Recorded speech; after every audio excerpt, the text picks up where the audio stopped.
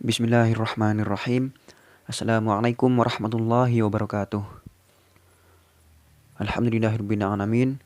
Allahumma shalli wa sallim wa barik ala sayyidina Muhammadil Fatih lima ughliqa wal khatim lima sabaqana suril haqqi bil haqqi ila siratikal mustaqim. Wa sallallahu ala sayyidina Muhammad wa ala alihi wa sahbihi ajma'in. Amma ba'du. Yang terhormat Bu Rizky Amelia SPD selaku dosen pengampu dari mata kuliah Metodologi Pendidikan beserta seluruh kawan-kawan yang berbahagia, yang insya Allah kita semua senantiasa dalam lindungan Allah Subhanahu wa taala. Alhamdulillahirabbil alamin. Atas berkat kemurahan dan juga kasih sayang dari Allah Subhanahu wa taala, pada hari ini kita masih diberikan kesehatan dan juga kesempatan untuk kembali bersua dalam perkuliahan yang insya Allah barokah ini. Salawat serta salam semoga senantiasa selalu dan semakin sering kita lantunkan kepada junjungan kita Nabi Agung Nabi Muhammad SAW, yang atas perjuangan beliau kita masih dapat menikmati iman dan Islam insyaallah hingga akhir hayat nanti. Baiklah, kami dari kelompok 4 pada hari ini akan mempresentasikan hasil kerja dari kelompok kami, yaitu tentang jenis data, pengumpulan data primer dan sekunder, serta kontrak pengumpulan data. Dalam hal ini untuk materi yang pertama akan disampaikan oleh saya sendiri. Baiklah, yang pertama yakni klasifikasi data berdasarkan jenis data. Nomor 1 yakni data kuantitatif. Secara sederhananya, data kuantitatif ialah data yang berupa angka-angka. Contohnya sendiri, misalnya ini jumlah pengguna media sosial A di Indonesia pada tahun sekian. Atau data jumlah siswa di sekolah menengah pertama B pada tahun sekian, dan lain sebagainya. Yang kedua yakni data kualitatif. Nah, data kualitatif di sini ialah data yang berupa kata-kata yang mengandung sebuah makna atau informasi tertentu. Misalnya yaitu tanggapan masyarakat A terhadap penggunaan plastik, atau misal tanggapan para ahli terhadap fenomena tertentu, dan lain sebagainya. Selanjutnya yakni klasifikasi data berdasarkan pengumpulannya. Yang pertama yakni pengumpulan data sekunder. Data sekunder di sini ialah jenis data dalam penelitian berdasarkan cara memperolehnya atau cara pengumpulannya, yang artinya sumber data penelitian yang diperoleh dan dikumpulkan peneliti itu melalui pihak lain atau secara tidak langsung. Berbeda dengan data primer. Data sekunder di sini merupakan data pendukung yang dapat meningkatkan kualitas suatu penelitian. Data sekunder biasanya bersumber dari pihak ketiga. Hal ini dikarenakan sebagian besar sumber data berbentuk dokumen atau arsip atau opini para ahli. Nah, oleh sebab karena memanfaatkan dokumen dan pendapat-pendapat para ahli yang biasanya tersebar di media atau wadah lainnya, maka pengumpulan data sekunder di sini biasanya tidak ada kewajiban untuk mendatangi secara langsung lokasi di mana fenomena tersebut berada. Adapun untuk kelebihan dari data sekunder yaitu data yang diperoleh lebih dalam. Karena data sekunder di sini sudah tersedia dan pengumpulan datanya juga relatif lebih murah dan tidak memerlukan banyak waktu. Karena sebagian besar data sekunder di sini dapat diakses secara gratis. Sementara untuk kekurangan dari data sekunder sendiri antara lain data yang didapat mungkin merupakan data lampau yang ketinggalan zaman atau kadaluarsa dan mungkin sudah tidak relevan lagi. Bahkan untuk peneliti lebih baiknya harus menjelajahi data yang tidak relevan dahulu sebelum akhirnya memiliki akses ke data yang relevan dengan tujuan penelitian tadi. Sebab sumber data yang lampau atau kadaluarsa di sini tentunya akan sangat berpengaruh terhadap hasil penelitian. Untuk contoh dari pengumpulan data sekunder di sini, saya mengambil contoh data pasien. Nah, pasien di sini adalah orang yang memiliki kelemahan fisik atau mental dan menyerahkan pengawasan dan perawatannya kepada tenaga kesehatan. Nah, semisal kita di sini dalam posisi memerlukan data pasien dari rumah sakit tertentu. Nah, dalam suatu rumah sakit atau pelayanan kesehatan tentunya memiliki data pasien, mulai dari jumlah pasien, jenis penyakit pasien, penyebab penyakit, jumlah kunjungan, dan lain-lain. Nah, dalam hal ini, data pasien disebutkan sebagai salah satu contoh data sekunder. Karena dalam hal ini kita meminta data tersebut kepada pihak administrasi atau pihak ketiga, pihak administrasi rumah sakit atau fasilitas pelayanan kesehatan dalam rumah sakit tersebut. Baiklah, untuk materi yang selanjutnya yakni perihal pengumpulan data primer akan disampaikan oleh rekan saya. Kemudian pengumpulan data primer. Pengertian data primer. Data primer adalah data yang bisa didapatkan peneliti langsung dari objek riset. Dalam arti, data primer adalah data mentah yang baru pertama kali dikumpulkan. Data primer juga bisa didefinisikan sebagai sebuah data penelitian yang dalam proses mengumpulkan informasinya dilakukan dengan cara langsung pada sumber aslinya.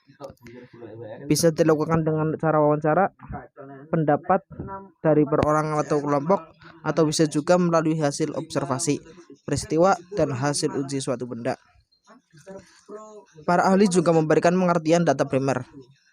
Menurut Profesor Sugiono, pengertian data primer adalah sebuah data yang langsung didapatkan dari sumber dan diberi kepada pengumpul data atau peneliti. Beliau juga berpendapat bahwa data primer adalah wawancara dengan subjek penelitian baik secara observasi ataupun pengamatan langsung. Kemudian fungsi data primer. Fungsi yang pertama yaitu dasar jawaban rumusan masalah. Sebuah data bisa digunakan sebagai dasar pembuatan keputusan. Begitu juga dengan hasil dari rumusan masalah pada sebuah penelitian. Pada poin ini, fungsi data primer adalah menjadi dasar jawaban sebuah rumusan masalah agar bisa menjadi lebih valid. Fungsi yang kedua sebagai sumber evaluasi. Jika riset yang dilakukan mengangkat topik yang sekiranya berhubungan dengan organisasi atau perusahaan, data primer adalah data yang bisa digunakan untuk bahan evaluasi organisasi.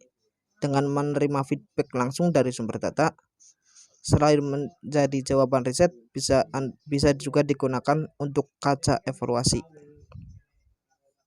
Fungsi yang ketiga sebagai acuan perencanaan. Setelah melakukan evaluasi, pasti ada upaya-upaya perbaikan. Data primer adalah data yang bisa Anda gunakan juga sebagai acuan perencanaan upaya perbaikan yang Anda akan dilakukan. Dengan begitu, perbaikan bisa lebih efektif. Kelebihan dan kekurangan data primer. Kelebihan. Saat dilakukan pengumpulan data, peneliti dapat menentukan seperti apa karakteristik data yang dibutuhkan secara spesifik untuk penelitian yang sedang dilakukan, sehingga data dapat disesuaikan. Kelebihan yang kedua, lebih akurat dibandingkan data sekunder, karena data tidak bersifat subjektif terhadap kepentingan pribadi. Yang ketiga, peneliti dapat mengakui data yang dikumpulkan di penelitian merupakan data primer. Ia berhak untuk membuatnya, bisa diakses secara umum, mematenkannya, hingga menjualnya. Bersifat up to date karena dikumpulkan secara real time dan tidak mengumpulkan dari sumber data yang telah lama. Yang keempat, peneliti berhak untuk memutuskan desain metode dan taktis analisis data mana yang akan digunakan. Kemudian kekurangan data primer. Kekurangan yang pertama, biaya yang dibutuhkan jauh lebih banyak jika dibandingkan dengan data sekunder. Hal ini bisa terjadi karena proses pengumpulan data primer yang tergolong lebih susah dibandingkan dengan proses pengumpulan data sekunder. Yang kedua, memakan banyak waktu. Yang ketiga, di beberapa kasus, pengumpulan data primer mungkin tidak bisa dilakukan karena kompleksitasnya dan juga dibutuhkan kekonsistenan. Kemudian, perbedaan spesifik antara data primer dan sekunder. Data primer adalah data asli Seperti pengertian data primer menurut para ahli yang menyatakan bahwa data tersebut diberikan langsung dari sumbernya, sehingga dipastikan bahwa data tersebut murni. Yang kedua, informasi pertama. Hal tersebut dikarenakan pengumpulan data dilakukan pertama kalinya dalam penelitian. Yang ketiga, valid dan akurat. Data primer adalah data yang cenderung selalu berkembang setiap waktu, sehingga dalam pengumpulannya data yang didapat bersifat updated. Yang keempat, data primer adalah data yang mentah. Ciri khas ini disebabkan karena sumber data primer adalah pihak yang memberikan informasi secara langsung dan belum diolah. Kemudian data sekunder. Yang pertama, data sekunder adalah data yang sudah diolah terlebih dahulu dan baru didapatkan oleh peneliti dari sumber yang lain sebagai tambahan informasi. Beberapa sumber data sekunder adalah buku, jurnal, publikasi pemerintah, serta situs atau sumber lain yang mendukung. Yang ketiga, ciri kedua dari data sekunder adalah sumbernya yang berasal dari peneliti sebelumnya. Jadi peneliti hanya mencari data tambahan dari sumber yang sudah dibuat oleh orang lain. Yang keempat, data sekunder juga bersifat kurang spesifik dan tidak punya kontrol dalam riset yang dibuat. Lagi-lagi hal ini karena peneliti mendapatkan data dari sumber lain saja dan mengandalkan interpretasi. Materi selanjutnya, kontrak atau teknik pengumpulan data penelitian kuantitatif. Pengumpulan data penelitian kuantitatif merupakan pengumpulan data yang datanya bersifat angka-angka statistik yang dapat dikuantifikasi.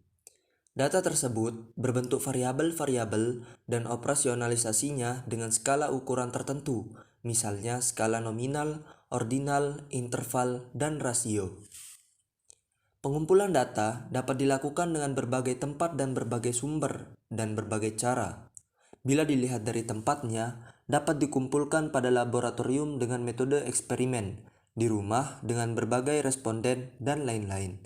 Bila dilihat dari sumber datanya, maka pengumpulan data dapat menggunakan sumber primer dan sekunder. Sumber primer adalah sumber data yang langsung memberikan data kepada pengumpul data. Dan sumber sekunder merupakan sumber yang tidak langsung memberikan data pada pengumpul data.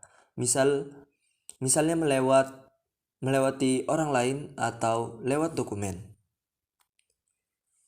Berikut teknik-teknik yang digunakan dalam pengumpulan data kuantitatif sebagai berikut. Yang pertama, interview atau wawancara. Wawancara digunakan sebagai teknik pengumpulan data apabila peneliti ingin melakukan studi pendahuluan untuk menemukan permasalahan yang harus diteliti, dan juga apabila peneliti ingin mengetahui hal-hal dari responden yang lebih mendalam dan jumlah respondennya sedikit atau kecil. Wawancara dapat dilakukan secara terstruktur maupun tidak terstruktur, dan dapat dilakukan dengan tatap muka maupun lewat telepon. Wawancara terbagi menjadi dua. Yang pertama, wawancara terstruktur. Wawancara terstruktur digunakan sebagai teknik pengumpulan data bila peneliti atau pengumpul data telah mengetahui dengan pasti informasi apa saja yang akan diperoleh. Oleh karena itu, dalam melakukan wawancara, pengumpul data telah menyiapkan instrumen penelitian berupa pertanyaan-pertanyaan tertulis yang alternatif jawabannya pun sudah disiapkan. Dengan wawancara terstruktur ini, setiap responden diberi pertanyaan yang sama dan pengumpul data yang mencatatnya. Yang kedua, wawancara tidak terstruktur. Wawancara tidak terstruktur adalah wawancara yang bebas, di mana peneliti tidak menggunakan pedoman wawancara yang telah tersusun secara sistematis dan lengkap untuk pengumpulan datanya. Pedoman wawancara yang digunakan hanya berupa garis-garis besar permasalahan yang akan dihadapi dan akan ditanyakan. Wawancara tidak terstruktur sering digunakan dalam penelitian pendahuluan, malahan untuk penelitian yang lebih mendalam tentang responden. Pada penelitian pendahuluan, peneliti berusaha mendapatkan informasi awal tentang berbagai isu atau permasalahan yang ada pada objek, sehingga peneliti dapat menemukan atau menentukan secara pasti permasalahan atau variabel apa yang harus diteliti. Dalam wawancara tidak terstruktur, peneliti belum mengetahui secara pasti data apa yang akan diperoleh, sehingga peneliti lebih banyak mendengarkan apa yang diceritakan oleh responden. Berdasarkan analisis terhadap setiap jawaban dari responden tersebut, maka peneliti dapat mengajukan berbagai pertanyaan berikut yang lebih terarah pada satu tujuan. Yang kedua, kuesioner atau angket. Kuesioner merupakan alat teknik pengumpulan data yang dilakukan dengan cara memberikan seperangkat pertanyaan atau pertanyaan tertulis kepada responden untuk dijawab. Kuesioner merupakan teknik pengumpulan data yang efisien bila peneliti tahu pasti variabel yang akan diukur dan tahu apa yang bisa diharapkan dari responden. Yang ketiga, observasi. Dalam menggunakan observasi, cara yang paling efektif adalah melengkapinya dengan format atau belangko. Pengamatan sebagai instrumen pertimbangan, kemudian format yang disusun berisi item-item tentang kejadian atau tingkah laku yang digambarkan. Dari peneliti berpengalaman diperoleh suatu petunjuk bahwa mencatat data observasi bukanlah sekedar mencatat, tetapi juga mengadakan pertimbangan kemudian mengadakan penilaian kepada skala bertingkat. Sekian dari kelompok kami. Terima kasih. Wassalamualaikum warahmatullahi wabarakatuh.